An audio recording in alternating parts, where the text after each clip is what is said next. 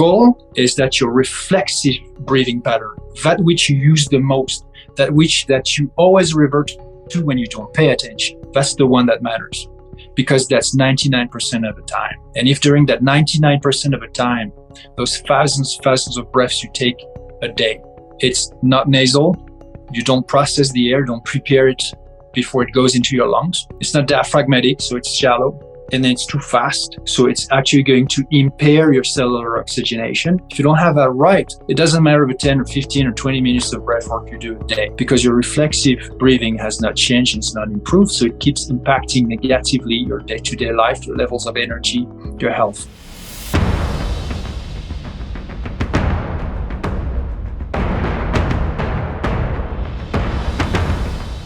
Hey, welcome back to the Muscle Intelligence Podcast. I'm your host, Pakulski. Today is a returning guest, absolutely mind-blowing conversation. The creator of the business MovNat, Erwan le Corre, joins me today to talk about his new adventure in life, ultimately into diving more deeply into his truest nature, which he finds through his breath.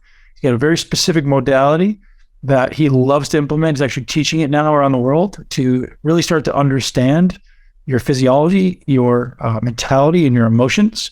He wants you to ultimately effectively be able to regulate ourselves. And I think this is an incredible conversation. If you don't know, I'm a massive fan of breathing and the implications both within performance, longevity, and just ultimately being able to control your state of arousal. So I really love this conversation with Erwan. He's always got such great, unique insights. He was on the podcast in the past, and we spoke about his business MovNat, which is really just like how to connect deeply with your body, how to feel the way your body's meant to move, how to get back to your natural ancestral desire and path of movement.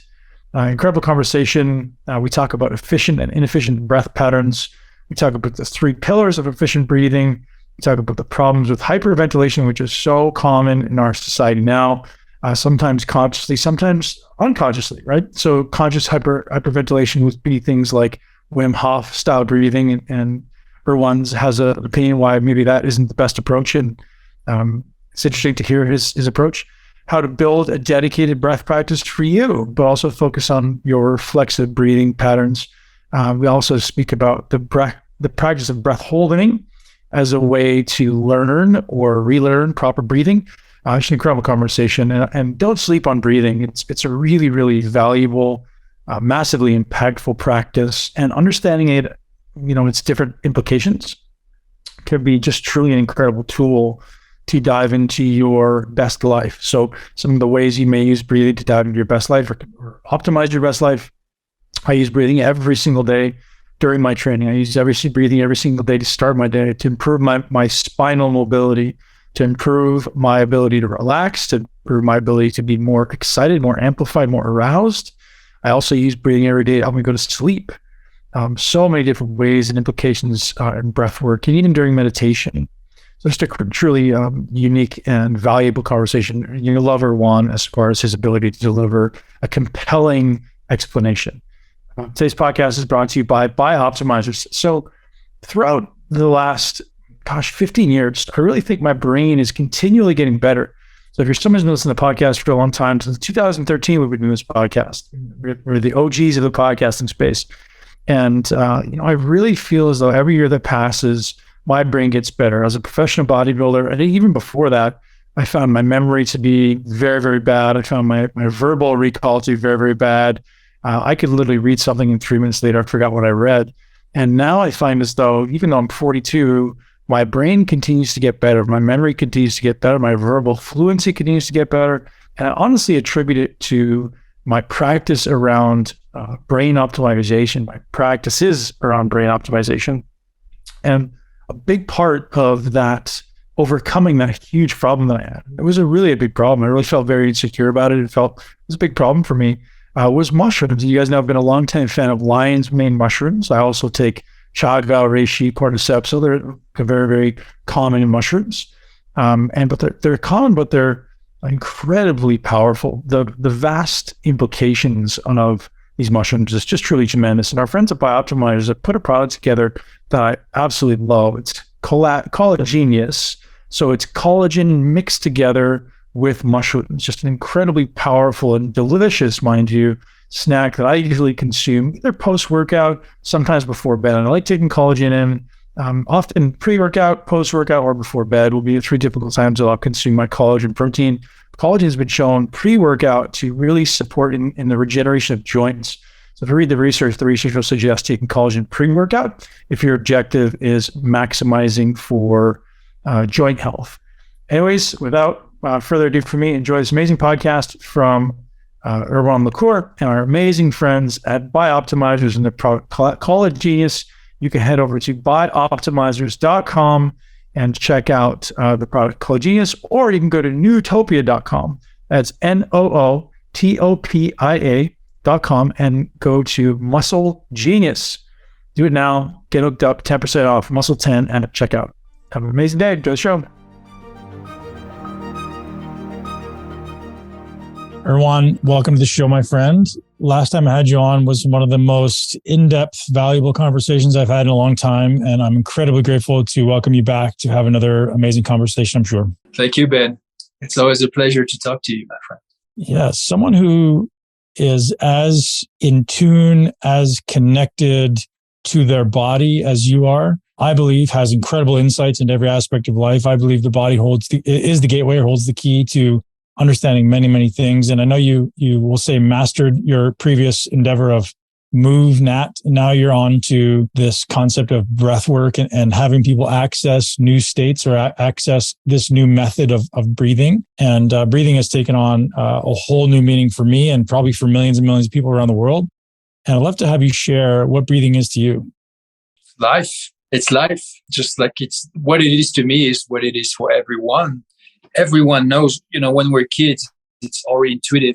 Kids know that if they stop breathing, they'll die. So the connection, conscious or unconscious, with the vital nature of breathing, it's a no-brainer in all of us, for sure. Yeah. Someone recently said to me that there's only one thing this organism is here to do, and it's breathe. And I was like, that's really interesting. And breathing with nature, breathing in harmony with nature and harmony with yourself is a really interesting mental exploration or maybe physical exploration to sit with. And that was a really interesting space for me, going through some stresses and just realizing that there's so much beauty and there's so much brilliance and so many miracles in every breath that we take. And I thought that was a really wonderful just thing to sit with for me, is at the root of it all, just breathe. And it really simplifies things. And I really learned to enjoy the simplicity in the breath and just the life, right? Literally life in every single breath, in the absence of life, in the absence of breath.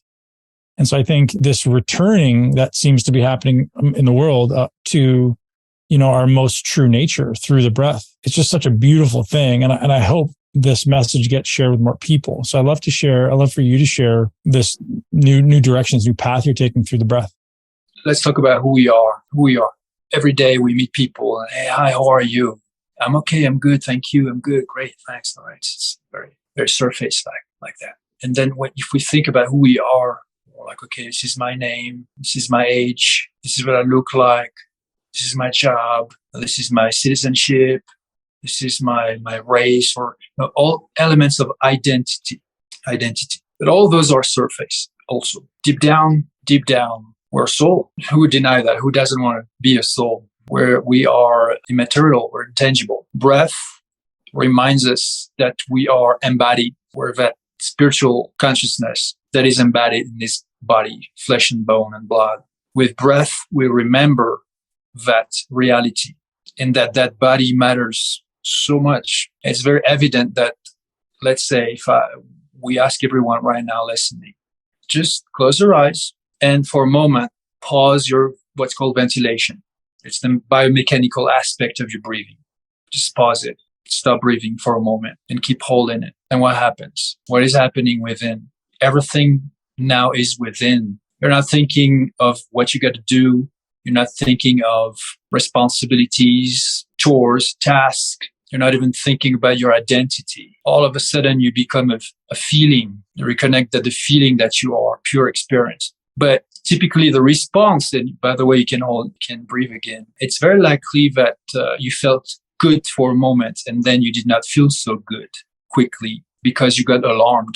You got alarmed because when you stop breathing, your nervous system is triggered into thinking, which, by the way, your nervous system does not think, it feels. So the nervous system all of a sudden feels like, what's going on here? Is this going to, if it could think, it would think like that. What's going on? Is this going to last? We do not get information from like the, prefrontal cortex, from the consciousness. By the way, we have really hard time communicating with that guy or girl up there. And now we're like, is this going to last? Because if it lasts, it's going to kill us all inside, right? So we remember, hey, my breath is my life. Give my breath back.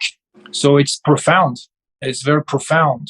And there are a lot of implications with that relationship between ventilation, how we breathe, inhales, exhales, what it does at a cellular level, especially in terms of cellular oxygenation, keeping all our cells healthy and nourished and alive, because they need oxygen to combust energy, because that's what we are. We are energy. We are energy of the spirit, and we are energy of the body. And all day, what we do is to regulate ourselves, or try to regulate ourselves. We eat because we regulate. We drink because we regulate. We are active because we regulate. We sleep because we regulate. We put a shirt on because we regulate. We take off a shirt because we regulate if it's too hot, etc., etc., etc. We change position because our butt starts to get numb. And then we go back to a seat because we feel tired on our feet. It's a whole exercise day by day, night after night, of regulation of the biology that is in our body. And at a mental level, emotional level, spiritual level, we also do the same. We regulate. We think about things because we feel unsure or insecure or anxious about what's next, or we think about the past and how it still impacts us. And we try to make sense, and we try to regulate our minds, our consciousness. So that's what we are. So breathing is a master tool to help us regulate the body, regulate the nervous system, which means also regulating our consciousness, which is what? Which is the experience that we all are, a unique experience that we all are in the moment, in the here and in the now. Beautiful description. And you've created a course around helping people tap into this. So when you're teaching people in your course, is it a matter of explaining the opportunity within the breath?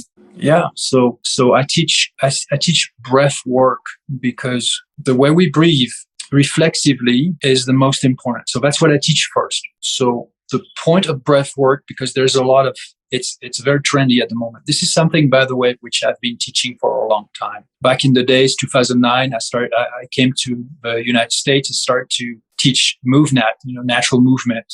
Climbing, running, jumping, landing, lifting, carrying, all of these things in nature. Natural movement in nature. That's MovNat. The first thing that I always taught was breathing. And I told people, if you don't know how to control your breath, you're not going to really learn how to control your movements. You won't. The first technique, because we teach techniques, right? There's a technique for everything. There's a technique for lifting, a technique for carrying. There's a technique for running, a technique for jumping and landing, depending on the environment. There's obviously a technique for breathing as well. So we all breathe, but we don't all breathe the same. Some patterns are inefficient. Breathing too fast, not breathing nasally, so breathing through the mouth, even intermittently, and not breathing diaphragmatically, that's not optimal breathing. So the three pillars of efficient breathing, that's where it starts, is diaphragmatic, it's driven from the diaphragm, nasal, because only the nostrils and the nasal cavities can process the air that we inhale several times a minute, thousands of times a day and night. And then slow, because the respiratory rate is going to impact positively or negatively cellular respiration, which is how you actually oxygenate your tissues. And just because we breathe and have access to a huge amount of oxygen anytime, we could even breathe more to get more oxygen. We would increase the oxygen intake, but that does not mean that we're going to increase the oxygen uptake in our cells, which is how much oxygen we can actually use, we can actually deliver to our cells for metabolism. So if we don't have that right, because we don't breathe right, breathing is natural to all of us, but efficient breathing is not. So that's the first thing that we need to take care of. And also when we do that, when we bring our reflexive pattern. We're not talking about those 10, 15 minutes a day where you do breath work and you do all kind of different drills. That's not what I teach. The goal is that your reflexive breathing pattern, that which you use the most, that you always revert to when you don't pay attention, that's the one that matters, because that's 99% of the time. And if during that 99% of the time, those thousands of breaths you take a day, it's not nasal, you don't process the air, don't prepare it before it goes into your lungs. It's not diaphragmatic, so it's shallow.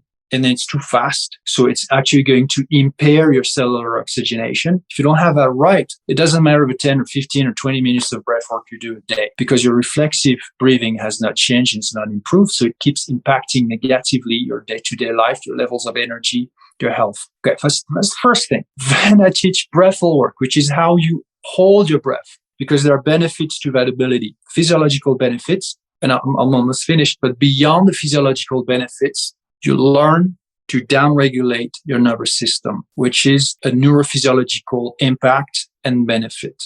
It's at the fusion between, or the junction between physiology and neurology, which neurology is physiology at the cerebral level. It's the body too. To do that, you need to learn how to operate your mind, because the universal by default response to interrupting ventilation is negative for a reason, to protect us. So that we agitate, it's perceived as a threat that is going to agitate us physically, emotionally, and mentally. Can we meditate through that? Yes, but it takes a certain approach, certain principles, certain understanding, and certain techniques. That's what I teach.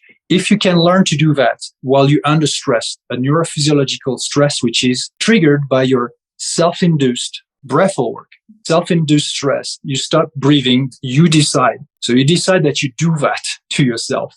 Now you are also in charge of defining what's going to be your response to that experience, which is stressful.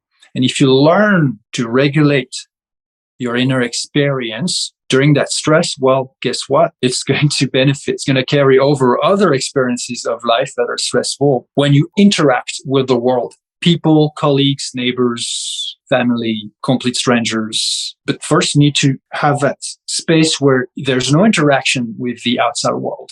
Therefore, the stress you're dealing with belongs to you. It's caused by you, and your response to it is decided and managed and regulated by you. If you don't have that ability already, it's going to be difficult to efficiently, properly regulate your response with others in the world if it's not already something that you have an ability for within self. So much brilliance. This is something that, it's funny because I talk to a lot of people who are exceptional athletes or exceptional teachers and exceptional spiritual leaders, and everyone seems to converge on the same lessons, the same awarenesses in time. We all realize that when you aim to do something well, or when you do something hard, or when you do something stressful, the inability to connect with and control your breath will always limit progress. So will always inhibit your ability to perform at the highest level. And yeah, anyone who's training, who's thinking at a high level, at some point butts up against their own cognitive challenge, their own neurological challenge, and starts to realize that if they're committed to going through those challenges, then the only way through is to learn to self-regulate, as you say, through the breath. And I think I say this often, the greatest opportunity that exists right now in performance, and performance can be anything, is I think breathing is quote unquote a performance enhancing substance, not a substance obviously, but I think it's the greatest. It is, because you will produce natural EPO. Okay. So it's not just, all right. When I talk about breath holding, I'm not talking about box breathing where you hold your breath for 3 to 10 seconds at the end of an inhale, then at the end of an exhale. Okay. I'm talking about prolonged breath holding, minutes at a time. So I'm talking about extreme hypercapnic levels and extreme hypoxic levels. And this is not where beginners start, by the way. Okay.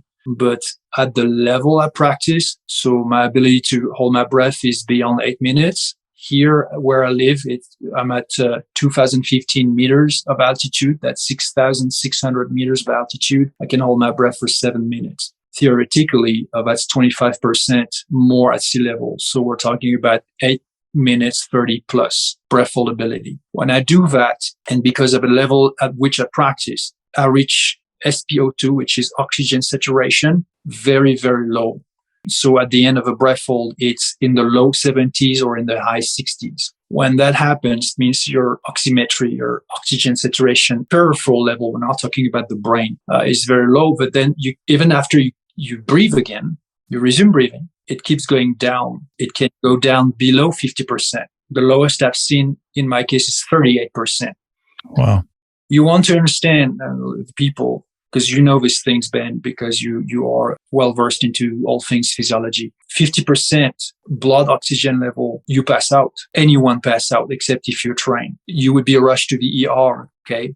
But the thing is that oxygen comes in regular or normal, what's called normoxia, normal levels of oxygen come back very, very quickly right after you breathe. So I never actually passed out. The point of for me talking about that, because this is extreme adaptation, not just physiological. And that's what's really important to understand. The adaptation is not just physiological. And I can talk about all the physiological adaptation, by the way, the spleen, erythropoiesis, production of red blood cells, et cetera, cerebral blood flow. There's many physiological implications that are very fascinating to learn about. But how do you do that? How do you hold your breath that long? This is not just about pure willpower. Yes, I can do it. Mind over matter. No, because what's the mind? Your mind. What's the matter? Your body. Where does your mind emerge from? From your brain, which is the body. So it's not actually mind over matter. But let's talk about the mind and say, my willpower is my mind over the body. Problem is that anyone who tried to hold their breath know that even if they tell themselves, I will hold my breath no matter what, to all the way to 3 minutes. And then after not even 1 minute, you're already breathing again and you already quit. So clearly it's more matter of a mind. So willpower alone will only take you that far. The only way to be able to practice this breath holding meditation, BreathHoldWork meditation, or to go that far, is precisely that it is a meditation. Because otherwise your natural response, spontaneous response, anyone, it was mine, by the way, also in the beginning, is all over the place. It's confused. It's negative. It's get me out of here. Get me out of here. I want to breathe again. Yes, but I said I wouldn't. Yes, but I'm going to.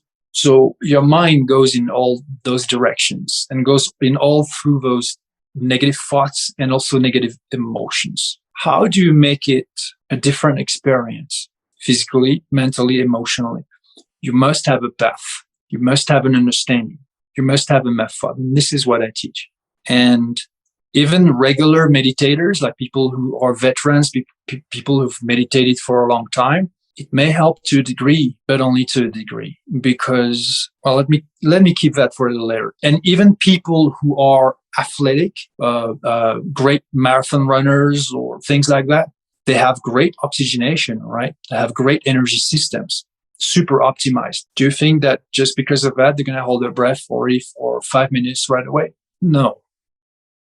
So it is a specific adaptation, but at the same time, it's also a universal adaptation. Because what is it that we're dealing with? We're literally dealing with a threat, a life threat. We put ourselves, and the longer we hold our breath, the more it becomes a life-threatening situation, basically. Because we all know what would be the outcome of that. And this is exactly what's going to bring life in you and bring a new awareness and a new gratitude for what is it that we have, life, and what it is that we are, life too. And what is life at a spiritual level? It's to be in the game. It's to be alive. I just want to finish with meditation. Traditional meditation, you don't bring any stress with you, okay? You are going to actually want to get rid of stress. So you're going to try to avoid negative thinking, even any thinking at all. And by the way, there are many ways of meditation, but the one thing is that you will be taught to regulate your breath, to slow down your breath, and to use your slow breathing as one way to focus your mind on the simplicity of its activity, which is going to slow down. It's going to down-regulate your nervous system. And all of a sudden, you're like, well, yeah, I feel better. I feel more peaceful. I feel it's good. Okay. So imagine a meditation where not only if you trigger a stress, you're holding breath. It's stressful. Neurophysiologically, it's a stress. So number one. And number two, you obviously cannot use slow breathing to regulate yourself and to prevent stress. So how do you downregulate? How do you manage the experience within? How can you even possibly meditate through that? Well, that's exactly what I teach. And it's actually, even though it's counterintuitive, it's actually extremely effective. And I've taught a lot of people to meditate in a way that they never believed was possible. And I don't want you to ask to reveal your methods, but to what extent would you be willing to share what the progression looks like to get there? So if you're getting to 6 to 8 minutes of this ability to ultimately override your physiological response and your ability to just be in the moment, how much can you share of that process? Oh, I'm happy to share that. Yes, you do need to override your by default autonomic nervous system response. The response of your autonomic nervous system is what? Agitation. Why is that? Well, notice when is it that you breathe faster compared to when is it that you breathe slower. You breathe slower when you are physically fresh, rested, healthy, relaxed, mentally relaxed. You have no problems to deal with. Maybe you just had a massage, you just had a hot bath, you just had a nap, and you breathe slower. If you're anxious, if you have an illness, if you're upset, if you have any kind of negative thoughts and feelings, you breathe faster. Anyone can breathe faster, right? You upregulate. That's a given. Like anybody can do that. That's not a challenge. The challenge is the other way around. The challenge is to establish calm and peace and trust in your mind so that your mind is not all around, all over the place, confused, erratic, negative, anxious, and therefore your emotional self also is not also experiencing the same, because typically it just goes hand in hand. And physically too, all negativity will have, there's that famous say, I think by Erwan le Corre, if I am not sure of his name, but he says the body keeps the score. Yeah, Erwan le Corre. I want to give him credit for that one. It's a very nice way to put it. The body keeps the score. So every negative emotion or thought that we basically entertain, but we think it's justified or not, that it is justified or not, but it's going to impact us at a cellular and energetic level. This is not like some woo-woo science. It's just facts. Like science shows that today. Science can really explain that and how it works. So obviously we do have a benefit and an advantage in learning how to regulate our mind so that we don't become addicted to negativity. All right. So where do we start? We start with slowing down the breath, because slowing down the breath, lowering our respiratory rate, how many breath cycles we take a minute. It's already a form of breath retention. It's already a form of positively impacting our physiology and our nervous system. Then we start to introduce gentle breath holding. Gentle. So why is this important? If you try to right away hold your breath for as long as you can, you will suffer. It will be an ordeal. You'll be like, yes, but I can't do it. Okay. Self-validation issue here. You need to prove yourself. You don't need to prove yourself. This is not about proving yourself. It's about understanding yourself and doing something good for yourself, not about punishing yourself. It's not about suffering. So there's a gentle way to approach this. Now let's understand the nervous system. Why do we agitate when we're anxious and upset? We agitate for the same reason that we run away when we perceive a threat. Somebody's coming after us, a car swerving, and we're like, whoa, I need to move. Why? Because when there is a perceived threat, what is that we do? We need to agitate. The nervous system's response, survival response, is to agitate to create a distance with the threat, to not be harmed or worse. That principle applies to how we deal with perceived threats in our social life, in our professional life, and even in our relationship with ourselves. So the response to breath holding will be that same agitation, because obviously a real sense of threat is being perceived. So agitation. So we need to learn to regulate that. The problem is that if we keep holding our breath for a long time, we will only increase the perceived threat. So instead of looking at the experience of breath holding as an opportunity for self-growth and for down-regulation, we'll see it even more as a reason to agitate and to have a very negative response, which is exactly the opposite of what we want. So progressions are very important. First off, understanding, even including understanding at a physiological level.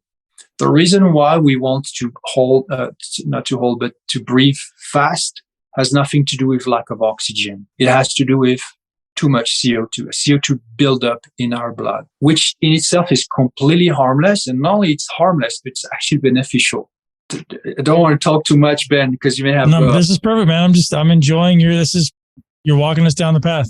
I'm trying to focus on the key points that I do believe that your audience will be interested in and appreciate. You're painting a beautiful picture. Why is it that breathing too much is a problem? Well, because there's a difference between oxygen intake and oxygen uptake. Oxygen intake is how much oxygen you breathe in through your air, how much oxygen circulates in your bloodstream, and then how much oxygen is going to be surrounding your cells at a cellular level, at a tissue level.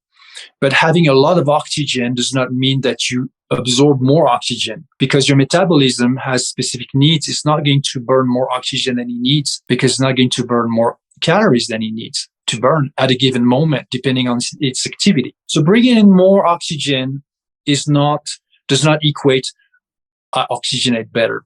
And breathing more does not mean oxygenate better. Actually, it means the opposite. So why is that? So first, let's understand, with every breath we take, there's 21% of oxygen in the air we breathe. It's going to be 21% in whatever volume of oxygen we have in our lungs as we inhale. When we exhale, how much of that oxygen is left?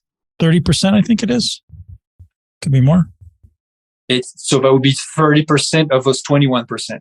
Right. So that would be something around 16 to 18%. Correct. About 25-30%. So of course, depending on, basal metabolism, depending on your activity at a given time, of course, if you're running or physically active, you may have less oxygen left per inhale, but you still have some inefficiencies. Yeah. And most of the time, we're not exercising, right? We're just resting. We're at rest, sitting, standing, but not physically active. So when you know that with every inhale, there's 21%, and with every exhale, there's still 15 to 18% of our oxygen. So we burn around, a small third of the oxygen that we breathe with every inhale. What does that say? It says that we have much more oxygen available outside of us and inside of us that we can possibly use. Basically, we could absolutely afford to breathe much less without any implication for our oxygenation. Now, there's a problem with breathing too much. It's not just that we are breathing extra oxygen that we can't possibly use. It's useless to breathe more, except when we naturally hyperventilate. Why? Because we're physically active. So now it's a natural and necessary hyperventilation. It's only temporary. But when we breathe too much by habit or for other reasons that, by the way, I explain detail in my e-course, it's not just a matter of CO2 tolerance at all.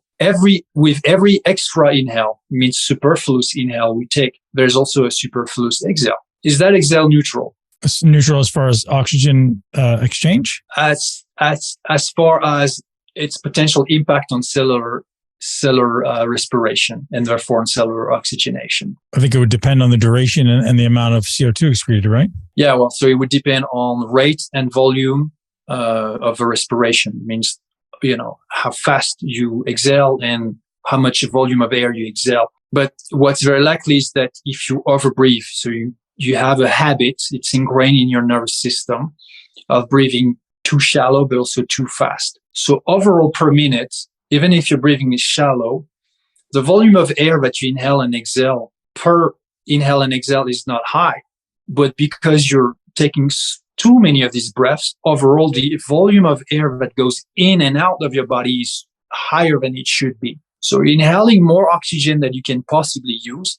But the problem is that your exhales are also not neutral. They contain CO2. And that CO2, we have actually a lot of carbon in our body, carbon dioxide and bicarbonate in the form of literally of baking soda, just like the same we have in our kitchen. There's all forms of carbon that surround our cells. All of our tissues have a certain pH, different pH for different tissues, but they need to be at the correct value. And the pH is determined by the levels of carbon dioxide and bicarbonate that surround the cells and surrounds the tissue. If you exhale too much, you deplete those levels. So you change the pH, it becomes more alkaline. And the problem is that when red blood cells show up to deliver oxygen, hemoglobin, they can't because they don't have a currency to pay for that oxygen. And the currency is CO2. So therefore, you diminish the delivery of oxygen to your cells. So you're not oxygenating optimally. Not because you don't breathe enough, but because you breathe too much. That's the thing. It's completely counterintuitive. And yet that's the truth. So you could be fit, you could exercise, you could eat right, all of that. You're still wondering why is it that you have those breathing issues or that you have lack of energy. There could be so many reasons, by the way, for that. But one of those could be very well that your respiratory rate, the reflexive one, the one that you have all the time at day and at night, or including when you exercise, that respiratory rate is too high. So the respiratory volume is too high. Therefore, you're chronically deficient in proper levels of carbon dioxide. Therefore, you're chronically deficient in oxygenation. You don't have a supply issue. You have a delivery issue. There's no shortage of oxygen in your body. There's a deficiency in your ability for oxygen uptake. You can't absorb it because your pH is off. It's not optimal. So how do you change that? You learn to breathe less. And you learn to breathe less by being aware that you need to breathe less, by training your nervous system to accept a lower, slower respiration, breathing pattern as safe, because you have to reverse habit. And then you also learn to do that by breath holding. So breath holding is the most effective way to learn proper breathing. But hyperventilation is not part of the deal. Hyperventilation is bad, period. Okay, I'll just give one last insight on that. Okay, hyperventilation is not going to make you oxygenate better. It's the opposite. It's going to stress out your nervous system because your nervous system responds to the change in breathing pattern. It's like, what's the fuss for? What is the threat? What do you have to deal with? Why is that agitation? It cannot make sense of what's going on. It's an artificial hyperventilation. And last but not the least, hyperventilation before breath holding, it's a cheap trick. But by the way, not a single elite free diver ever uses. What does that say? I don't hyperventilate before I do a breath hold ever. Why? Because that's for beginners or people who don't know, okay? Or people who've been led to believe in something that is false. Hyperventilation will only mess up with your oxygenation. That's what it's going to do. It's going to give you a little of edge, means that it will delay the urge to breathe. Why? Because what triggers the urge to breathe when you hold your breath is the buildup in CO2 in your blood and your central chemoreceptors, little sensors in your what's called the medulla oblongata. It's part of the brainstem, which sits right at the top of your spine. It's the main part of your respiratory center is like, okay, too much CO2 in the blood, we need to breathe. That's what's going to make you want to breathe. Now, if you artificially lower your levels of CO2, it's like you have a head start. Does that teach you to downregulate and to better handle stress? No. Does that teach you to have better CO2 tolerance? Obviously, no, since it removes some of the CO2. So it makes things easier. So what have you learned? Zero. It's exactly as if you were to be like, you know what? I love cold plunging and cold exposure. I'm doing those like ice bath. Yeah. And you know what I do also? I put a 8 millimeters wetsuit before I do. Why would you do that? It's called exposure. So you don't want a wetsuit. That's the point. It's like you want to be exposed to cold, not to be protected from it. Well, this is exactly the equivalent. What you do when you hyperventilate before breath hold. It's like if you put a 5 or 8 millimeters wetsuit before you do cold plunging. Erwan, we had Dr. Peter Litchfield on the podcast recently. I don't know if you're familiar with him. And most people would call him the godfather of breathwork. He's the guy who's kind of doing all the research. And he literally said exactly the same thing. He said, people who are hyperventilating are hurting themselves. They're causing problems. And all you need to do is breathe less. He said, all these things that people are doing, all these fancy new modalities, they're causing problems. He's like, just breathe less. And this is the guy he's in his 80s, he's been doing this for 40 years. He said, like, of all the research I see, the only tip I have for everyone listening out there, breathe less. Exactly. So breathe less, not breathe more. Yeah. You will reduce, just to summarize this one more time, because it's so counterintuitive. And so people have been led to believe, but isn't breathing more better, taking a breather? Just take a no breather for a moment. Okay. So again, you cannot use more oxygen and absorb more oxygen by breathing more, by inhaling more. But when you exhale too much, you prevent optimum oxygenation at a cellular level. That's physiology. That's the Bohr effect. That's just plain and simple physiology. So breathe less and make your reflexive breathing to be that way. Not just those 10 minutes when you will pay attention to breathe less. And then the moment you stop paying attention, you're busy and you breathe through the mouth and you breathe shallow and you breathe fast. If your breath work, whatever it is that you're doing, does not teach you, does not modify your reflexive breathing pattern, it's not effective. Period. There's no way to put it in any different way. It was a beautiful summary of really everything that people need to understand from perspective of breathing optimization. And I'd love for you to maybe give us some examples. It sounds like it has to be a very individualized process of graded exposure to slightly more comfortable amounts of breath holds over time. Is that the simple approach? Is just commit to doing it consistently and just introduce some slight breath holds till eventually it just kind of catches and you can override your physiology? Yes, I think that's a great way.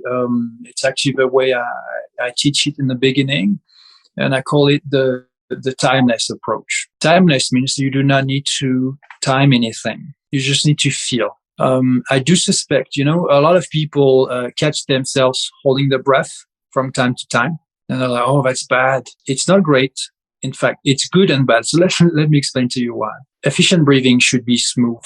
It should be consistent, continuous, near silent, slow, regular. So why would you find yourself holding your breath sometimes? I think that it's an attempt of the nervous system to restore higher levels of CO2, the cellular level, and higher levels of CO2, which simply means normal levels of CO2.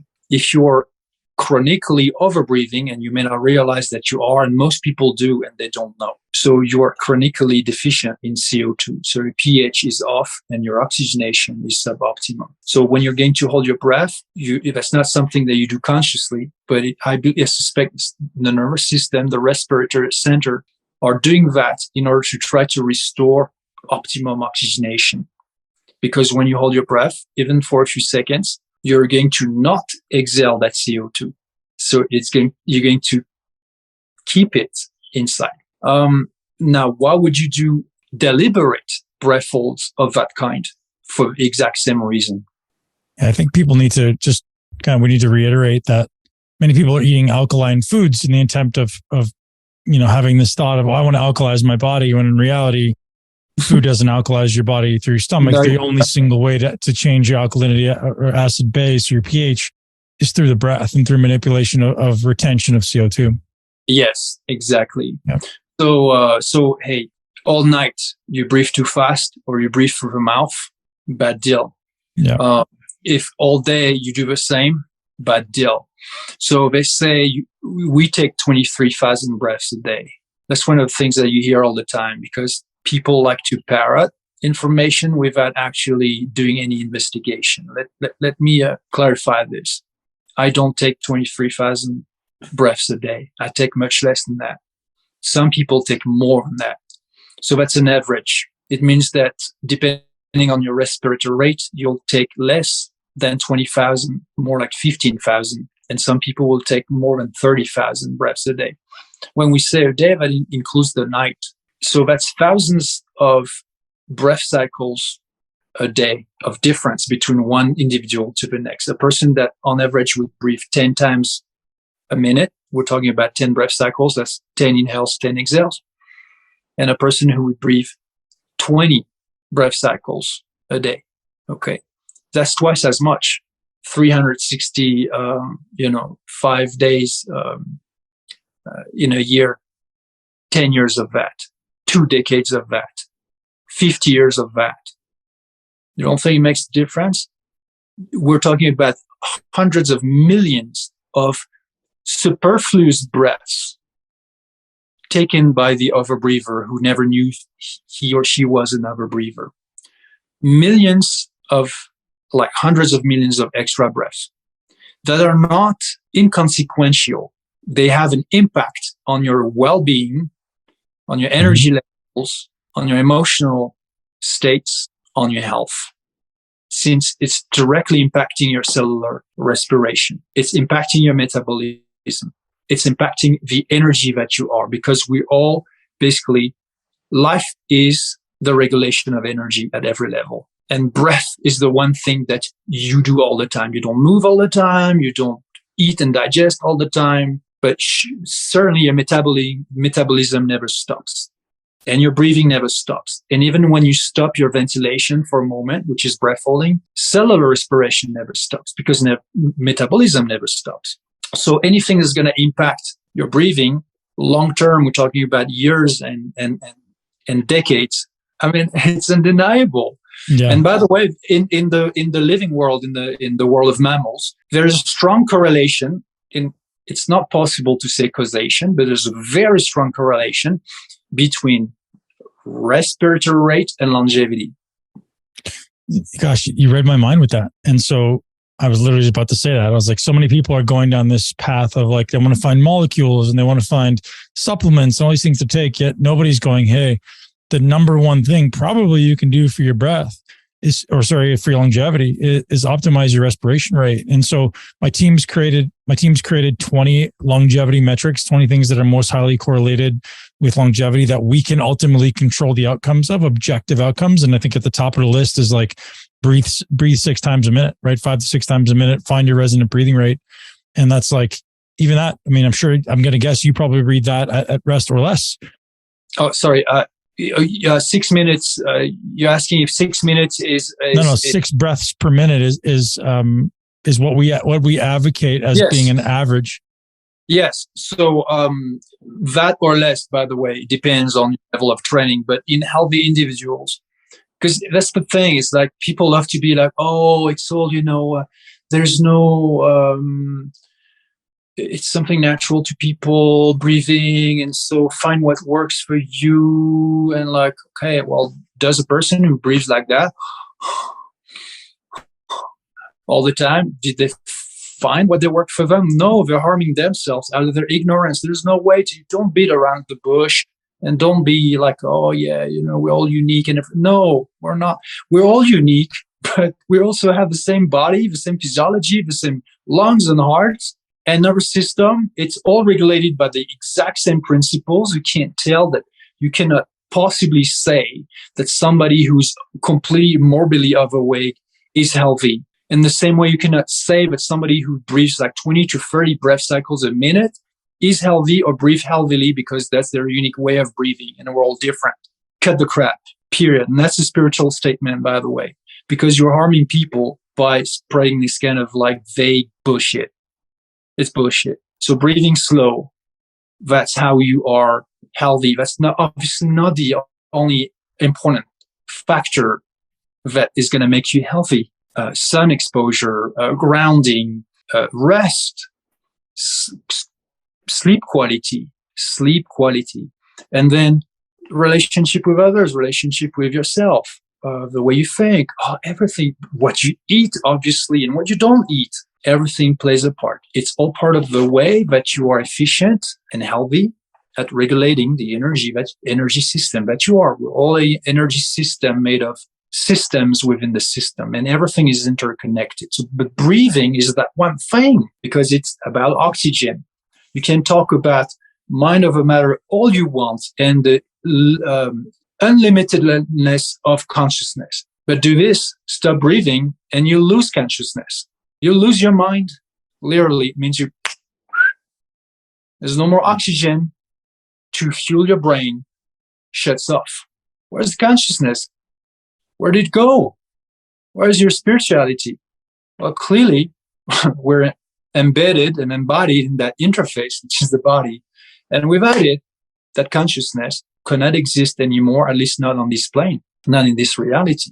And that's oxygen. And oxygen, that's breathing. Only breathing is going to give us that oxygen. Breathing oxygen is a no-brainer. That's not what's the issue. Absorbing oxygen, that's what you want. And in that absorption of oxygen, respiratory rate is number one. Nasal breathing, because processing the air, saturating it with nitric oxide for vasodilation, but also it's a neurotransmitter.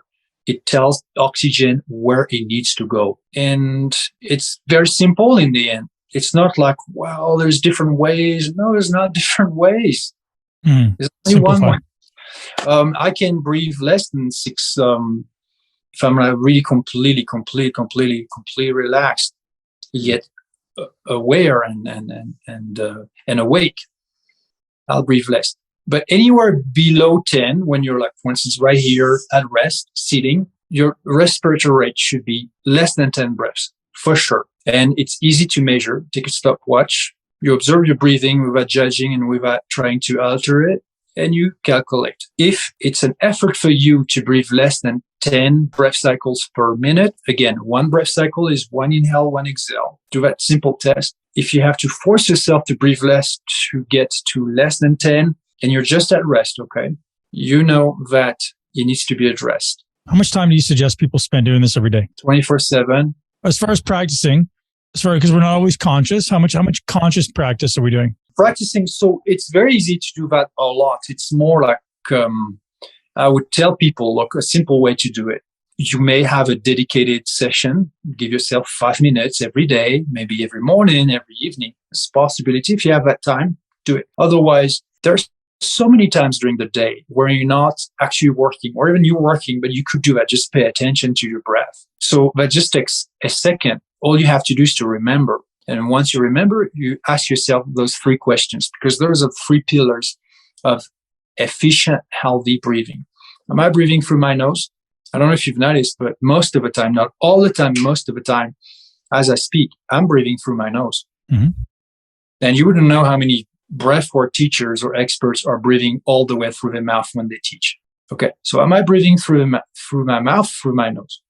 Am I breathing through my diaphragm, or am I breathing more like this, shallow, through upper respiratory muscles, intercostals, pecs, in the neck? There's so many upper respiratory muscles that can be involved in shallow breathing. Yeah, that's why everyone has sore necks. Yes, yes, exactly. On top of having their head like this because they're always looking at their phone, or just it's a posture. Everything is reflexive. We have to understand, as much as we want everything to be natural, and everything in us is in fact natural, the question of naturalness is not the right question. The question of efficiency is the right question. You breathe. Everyone does. That's natural. How well do you breathe? How efficiently do you breathe? That's the question. You move. Everybody moves. How well do you move is the question, not the naturalness of your movement, but the efficiency of your movement. You think. Everybody has a brain. Everybody has a mind. Everybody thinks.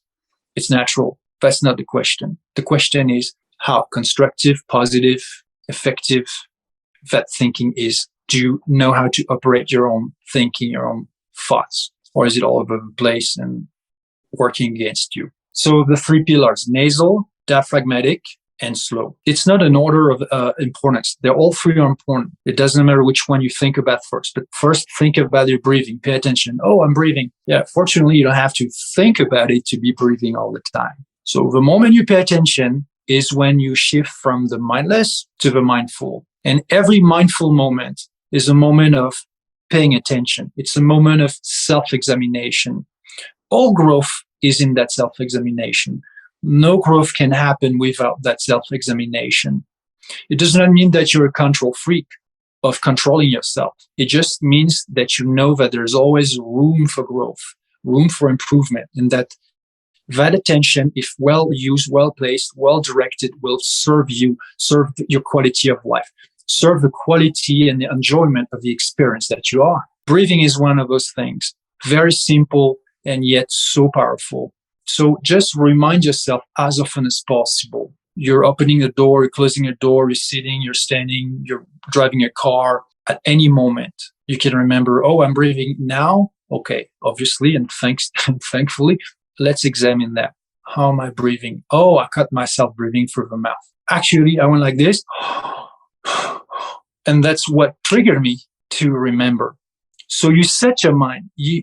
Everything, what we forget in mindset, a mindset is that we set the mind. How do we set it? How do we choose to intentionally set it?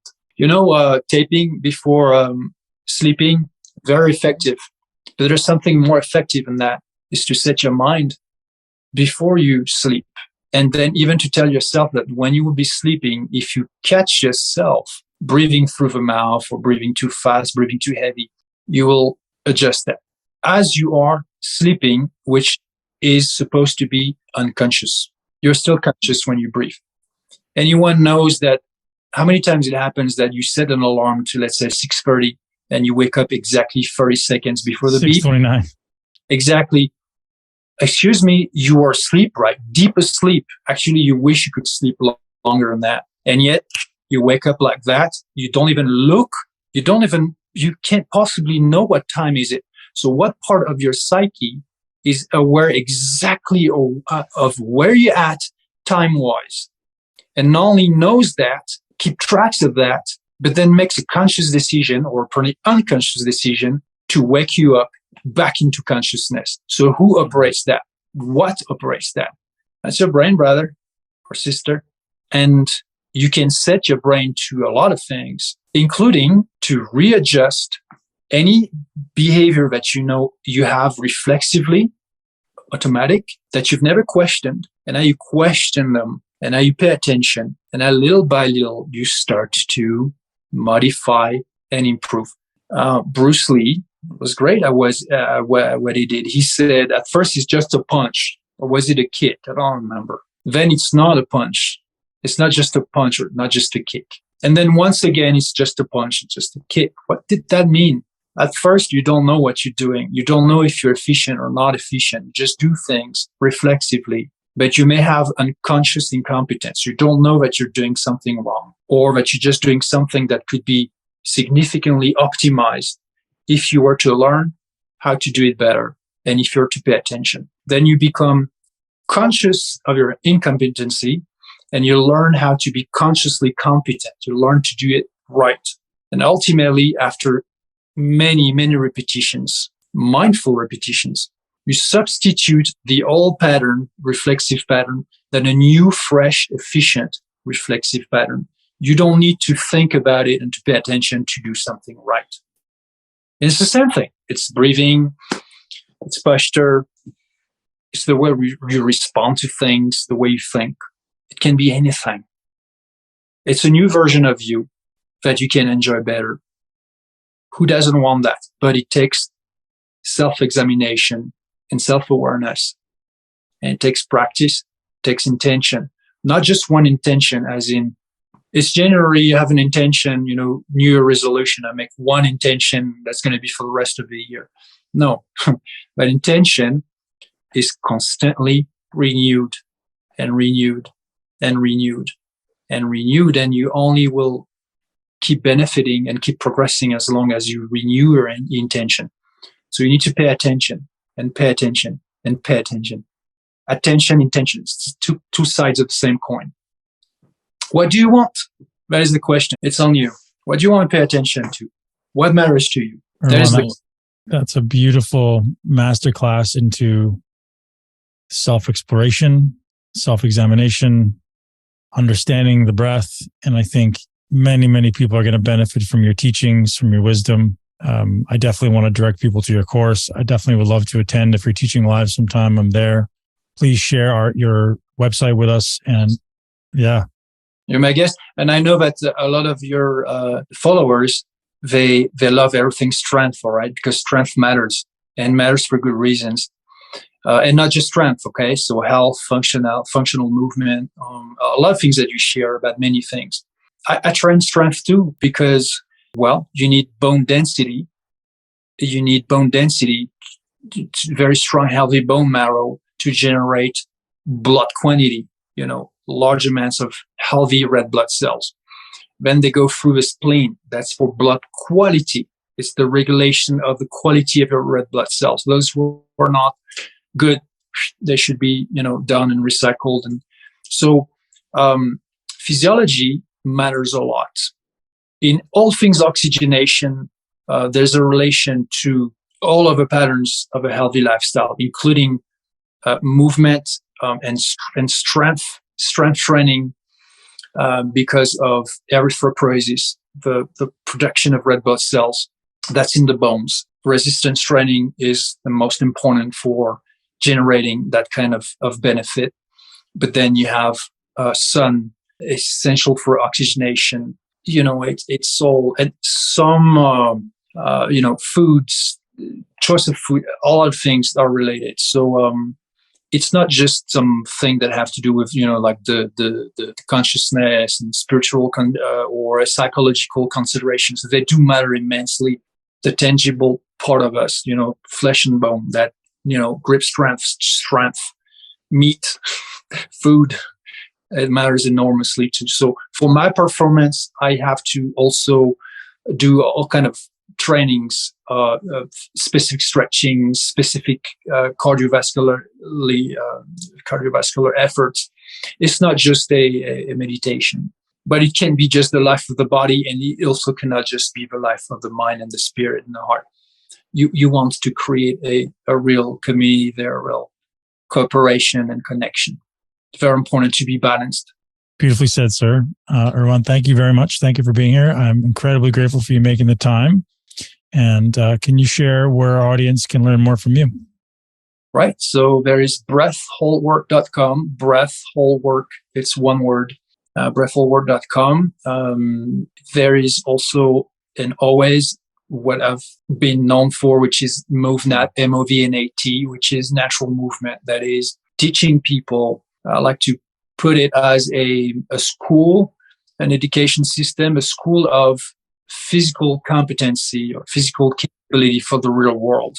How do you jump over obstacles? How do you climb? How do you run? How do you do all these movements with efficiency? A little like a martial art that would be extended, not just to, self-defense, would be extended to all practical movements of the real life. So that's MovNat, MovNat.com, MovNat. But for the BreathHoldWork meditation, it's on BreathHoldWork.com. Right now, the e-course that I'm working on and that I'm delivering is, I call it the BreathHoldWork Meditation Masterclass. It will be followed by the BreathHoldWork Performance Masterclass. Perfect. The Performance Masterclass, I will share all things detailed programming, strength and conditioning specific to physiological adaptations to holding your breath for a long time. So we're talking +5, +6, +7, +8, times you would not believe you're able to do. I would love to experience that and be part of that and understand that. So thank you, Erwan. Thank you so much. Incredible guest as always. And I strongly encourage everyone in my audience to visit what you do. And as I'm sure they've heard, you definitely are a master of your craft. Thank you. Appreciate your kind words. And so are you. Thank you for everyone for listening. And I hope that there were some valuable insights that you found in our conversation with Ben today. Be well, everyone. Thank you so much for tuning into Muscle Intelligence. If you enjoyed today's episode, please be sure to share it with at least one person you know. And make sure you're subscribed so you never miss an episode. This podcast is for information purposes only. The statements and views on this podcast are not medical advice. This podcast, including Ben Pakulski and the producers, disclaim responsibility for any possible adverse effects from the use of information contained herein. Opinions of guests are their own, and this podcast does not endorse or accept responsibility for statements made by guests. This podcast does not make any representations or warranties about guest qualifications or credibility. This podcast may contain paid endorsements or advertisements for products or services. Individuals on this podcast may have a direct or indirect financial interest in products or services referred to herein. If you think you have a medical problem, consult a licensed physician.